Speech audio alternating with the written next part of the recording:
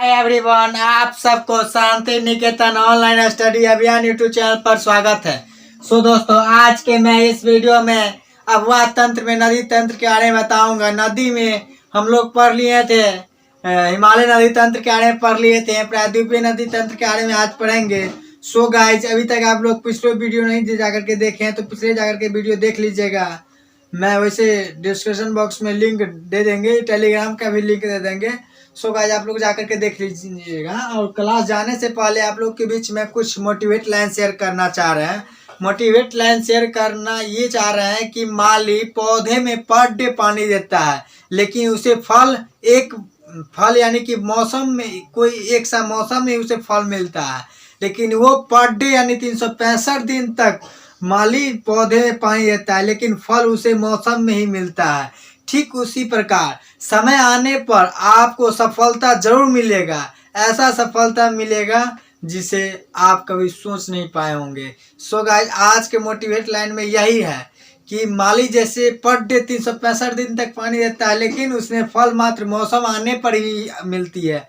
लेकिन उसी प्रकार अपने जिंदगी में पर डे कुछ न कुछ नई चीज सीखे और एक दिन ऐसा सफलता मिलेगा जिसे आप कभी सोच नहीं पाए होंगे। आइए चलते हैं क्लास की ओर। प्रायद्वीपीय नदी तंत्र के बारे में बताएंगे। पहले हम हिमालय नदी तंत्र के बारे में रिवीजन कर लेते हैं। हिमालय नदी तंत्र को 3 भागों में बांटा गया है। कौन कौन? सिंधु नदी तंत्र, गंगा नदी तंत्र, ब्रह्मपुत्र नदी तंत्र। और प्रायद्वीपीय नदी तंत्र को भी 2 भागों में बांटा गया है। कौन कौन? पूर्वी प्रणाली नदी तंत्र, पूर्वी प्रणाली वाली नदी यानी पूर्वी प्रवाह वाली नदी, और यानी कि पश्चिमी प्रवाह वाली नदी। पूर्वी प्रवाह वाली नदियाँ और पश्चिमी प्रवाह वाली नदियाँ। पूर्वी प्रवाह वाली नदियाँ के कहने का तात्पर्य है कि पूरब की ओर जो नदी बहती है उसे पूर्वी प्रवाह वाली नदी कहलाता है। जो पश्चिम की ओर जो नदी बहती है उसे पश्चिमी प्रवाह वाली नदी कहा जाता है। आइए देखते हैं प्रायद्वीपीय नदियाँ। यह हिमालय नदी तंत्र की अपेक्षा अधिक पुराना होता है। यानी कि जो बताते हैं फिगर पहले बना लेते हैं। जैसे ये इंडिया है, समझिए, ये भारत है, ये फिगर समझिए, अच्छा से नहीं बना, अच्छा से बना लेते हैं। ये जैसे इंडिया का नक्शा हम बनाते हैं, समझिए, बना के अच्छा से दिखाते हैं। जैसे ये भारत है, ये भारत है, समझिए, ये भारत है, ये समझिए भारत है, भारत है ना जी, ये समझिए भारत है। कह रहा है कि ये जो विंध्य के ऊपर जो वाले भाग है उसे हिमालय यानी विंध्य के जो ऊपर भाग है उसमें ही हिमालय पर्वत है यहाँ, यानी कि हिमालय पर्वत ही है। यहाँ से हिमालय से जो नदियाँ निकलती है उससे काफी पुराना नदी प्रायद्वीपीय भाग में पाया जाता है। यानी प्रायद्वीपीय वाला भाग का जो भी नदी है वो यानी कि हिमालय नदी, हिमालय से जो नदी निकलती है, हिमालय से जो नदी निकलती है प्रायद्वीपीय नदी पुराना है, हिमालय नदी नया है। हिमालय से जो भी नदी निकली है वो सभी नया है प्रायद्वीपीय नदी की अपेक्षा। वही कहा हिमालय नदी तंत्र की अपेक्षा अधिक पुराना है। कौन? प्रायद्वीपीय नदी तंत्र। विंध्याचल पर्वत के नीचे वाले को प्रायद्वीपीय भाग कहा जाता है। प्रायद्वीपीय भाग जिसके तीनों ओर जल हो उसे प्रायद्वीपीय भाग कहा जाता है। बता देते हैं, प्रायद्वीपीय नदी प्रौढ़ यानी कि युवा अवस्था में होती है। इनमें घाटियां और संतुलित और उथली होती है। घाटियां होता है जब दो ऊंचाई, बताते हैं, जब 2 ऊंचे भाग के बीच में जो समतल जगह होता है उसे हम घाटी कहते हैं। इनकी घाटियां संतुलित होती है, यानी संतुलित होती है और उथली होती है। आइए आगे देखते हैं।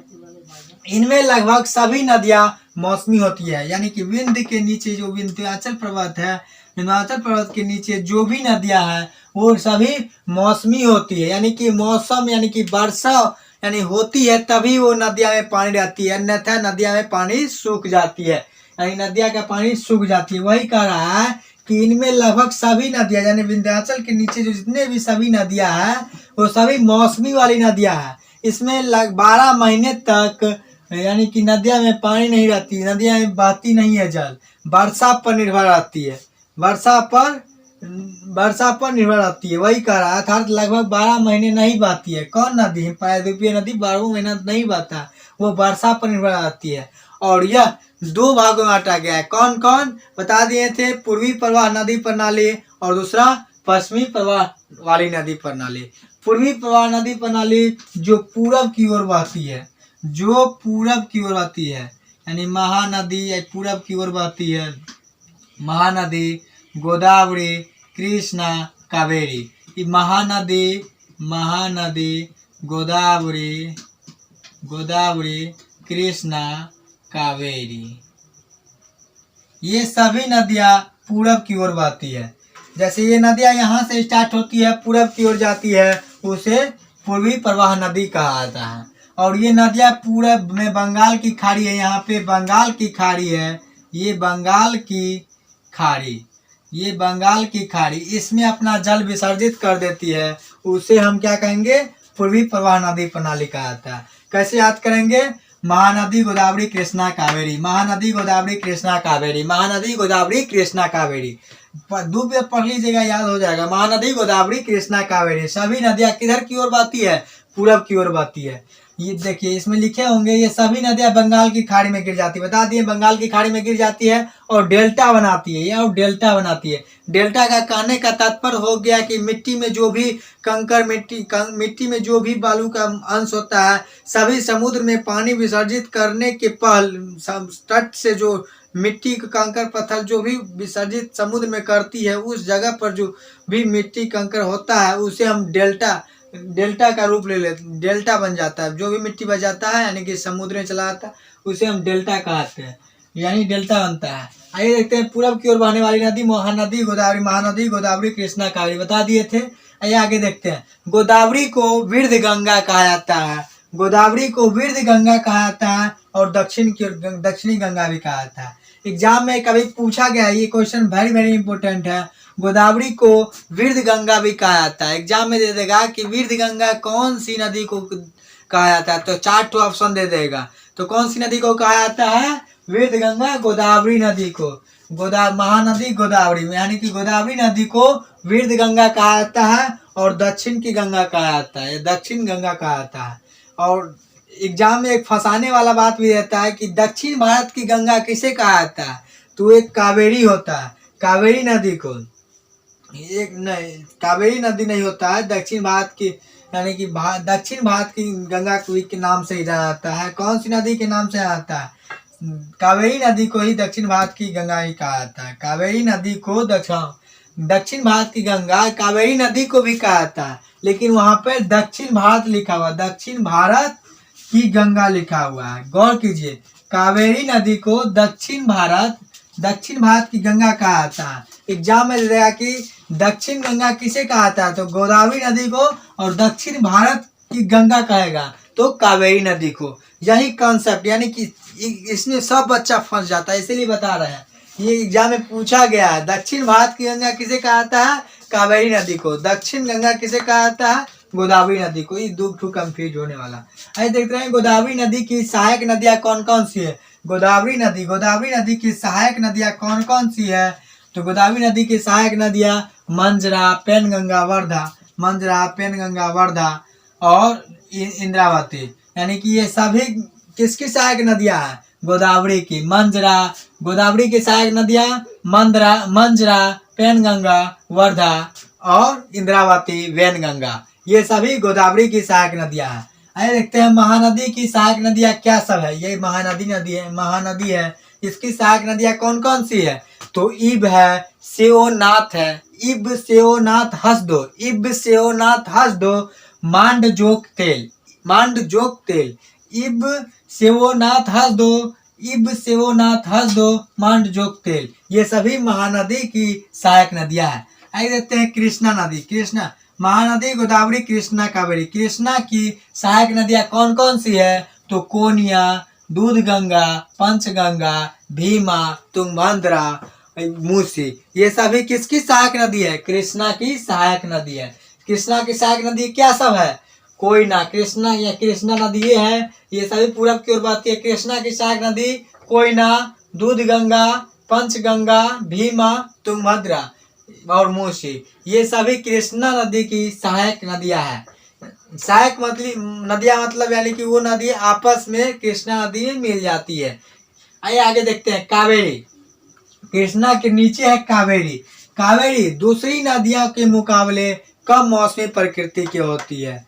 इसमें अधिक समय तक यानी कि जल रहता है। कावेरी नदी में अधिक समय तक जल रहता है क्योंकि ये वर्षा मानसून पर निर्भर होती है। कभी कभी मानसून में बारिश आती है, उसके कारण इसमें यानी कि मौसमी यानी कि नदी कहा जाता है। कावेरी नदी को मौसमी प्रकृति वाली नदी कहा जाता है। इसमें वर्षा दो कारणों से होती है। कौन कौन? दक्षिण पश्चिम मानसून के कारण से होती है, और दूसरा पूर्वी यानी कि दूसरा दूसरा दक्षिणी पश्चिमी मानसून से होता है। और दूसरा कौन से दूसरा कारण क्या सब है?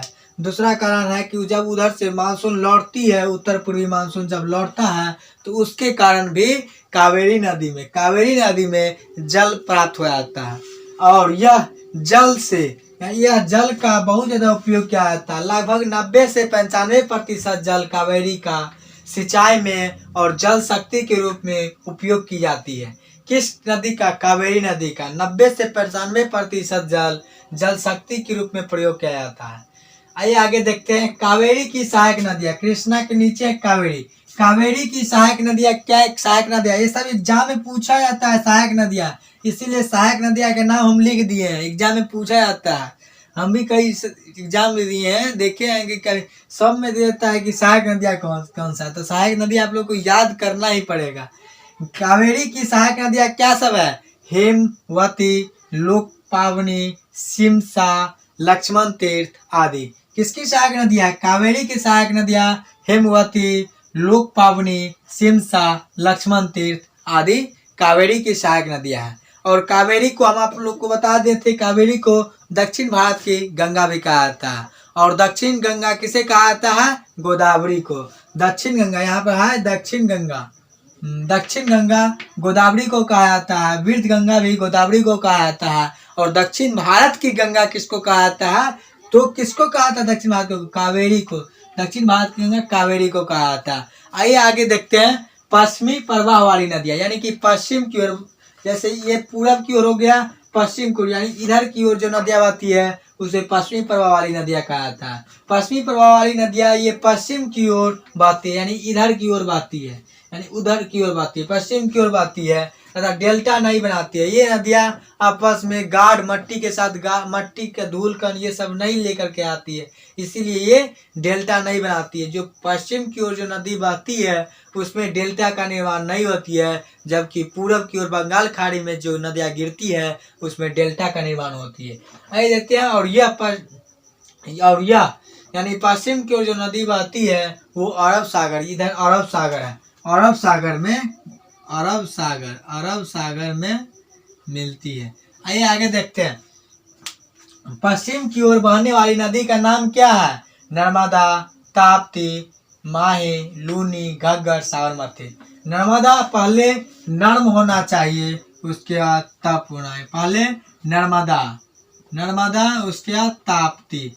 पहले नर्म होता है, कोई व्यक्ति पहले नर्म होता है उसके बाद गर्म होता है, तो पहले कौन सा नदी होगा? नर्मदा नदी। उसके बाद ताप्ती यानी कि बाद में गर्म हो जाता है तो ताप्ती नदी होता है। यानी पहले जो नदी बनती है उसे नर्मदा, दूसरा ताप्ती नदी, नर्मदा नदी, ताप्ती नदी, उसके बाद माही नदी, लूनी नदी, ये सभी बता देंगे। लूनी नदी कहाँ है, क्या है? लूनी, घग्गर, साबरमती। लूनी, घग्गर, साबरमती।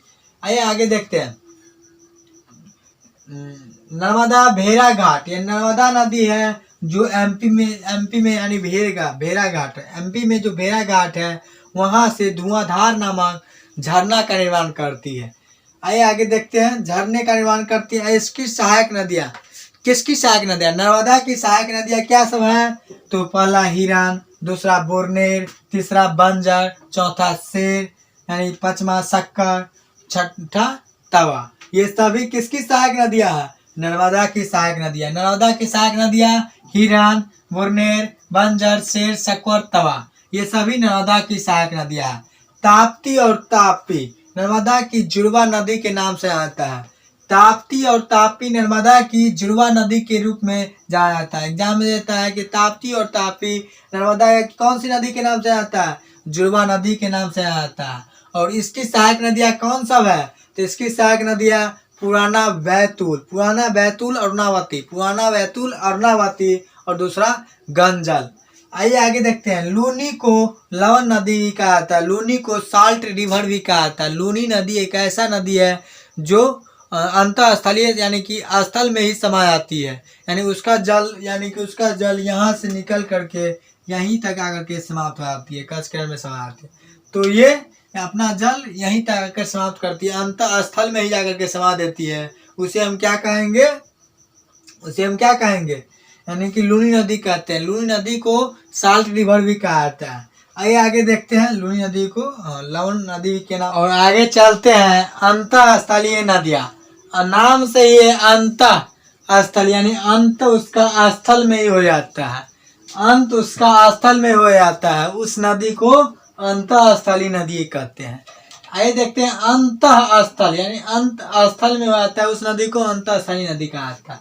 कुछ नदियां ऐसी होती है जो सागर तक नहीं पहुंच पाती है, यानी ऐसी नदी जो सागर तक नहीं पहुंच पाती है उसे क्या कहा जाता है? अंतःस्थलीय नदी कहा जाता है। जो स्थल पर ही लुप्त हो जाती है उसे अंतःस्थलीय नदी कहा जाता है। और है ना, घग्गर नदी इसका मुख्य उदाहरण है। जो घग्गर नदी है वो स्थल में लुप्त हो जाती है, उसे अंतःस्थलीय नदी कहा जाता है। यह एक मौसमी नदी है, यानी कि मौसम जब स्टार्ट होता है, वर्षा का जो मौसम स्टार्ट होता है तभी ये नदियाँ अंतःस्थलीय नदियाँ में पानी रहती है। मौसम चले जाने पर, मौसमी चले जाने पर यानी मानसून चले जाने पर ये नदी का पानी यानी विलुप्त हो जाती है, यानी कि पता नहीं चलता है। आइए आगे देखते हैं। हिमालय की निचली ढालों से कालका के समीप निकलती है। कौन? घग्गर नदी। और हनुमानगढ़ राजस्थान में जाकर के लुप्त हो जाती है, यानी राजस्थान, यहाँ पे राजस्थान है, यहाँ पर लुप्त हो जाती है। यानी हिमालय से निकल करके कालकी के समीप हनुमान राजस्थान में आकर के समाप्त हो जाती है। कौन नदी? घग्गर नदी। आइए आगे देखते हैं। घग्गर को वैदिक काल में सरस्वती के नाम से भी जाना जाता है। घग्गर नदी को वैदिक काल में सरस्वती के नाम से आता है। एग्जाम में पूछा गया क्वेश्चन है कि घग्गर नदी को वैदिक काल में कौन से नदी के नाम से आता है, तो सरस्वती नदी के नाम से जाना जाता है। आइए देखते हैं अंतःस्थलीय नदी के और उदाहरण। कौन कौन सा उदाहरण है? लूनी नदी को अलग नाम से कौन नाम से कहा जाता है? इसे साल्ट रिवर भी कहा जाता है। और कातली, सावी, काकनी, ये सभी अंतःस्थलीय नदी के उदाहरण है। अंतःस्थलीय नदी के अन्य उदाहरण क्या है? लूनी नदी, कातली नदी, सावी नदी, काकनी नदी, ये सभी अंतःस्थलीय नदी के उदाहरण है। सो गाइज, आज के इस वीडियो से आप लोग कुछ भी सीखे तो प्लीज चैनल को सब्सक्राइब कर लीजिए और बेल आइकन ऑन कर लीजिए।